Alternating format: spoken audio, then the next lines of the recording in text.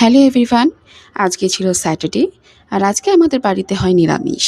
তো চলো আজকে তোমাদের সাথে আমি ডালের বড়ার নিরামিষ তরকারির রেসিপি শেয়ার করি।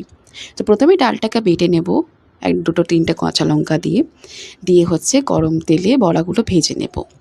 দিয়ে বড়াগুলো একটু লাল লাল করে ভাজা হয়ে যাবার পর এটাকে একটা পাত্রে তুলে নেব। তুলে নেবার পর এতে দেবো টমেটো। টমেটোটাকে একটু ভালো করে নেড়ে এতে দেবো হচ্ছে লবণ। দিয়ে লবণটাকে টমেটোর সাথে ভালো করে মিশিয়ে একটু তেল ছাড়তে দেবো। দিয়ে একটু আদা করে রেখেছিলাম, সেই আদা কুড়ুনিটা দিয়ে দেবো।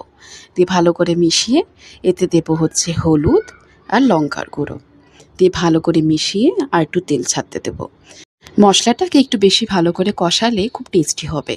যেহেতু এর মধ্যে কোনো পেঁয়াজ বা রসুন পড়ছে না, এটা একটু কষালে গ্রেভিটা আরও ভালো লাগে। দিয়ে দেবো হচ্ছে জিরে গুঁড়ো আর ধনে গুঁড়ো। দিয়ে ভালো করে মিশিয়ে নেব।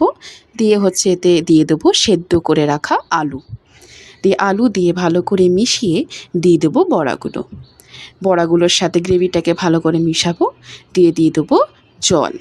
দিয়ে জলটাকে দিয়ে এটাকে ভালো করে ফুটতে দেবো, যাতে এই গ্রেভির যে মশলাগুলো আছে সেগুলো যাতে বড়ার ভেতর অবধি যেতে পারে।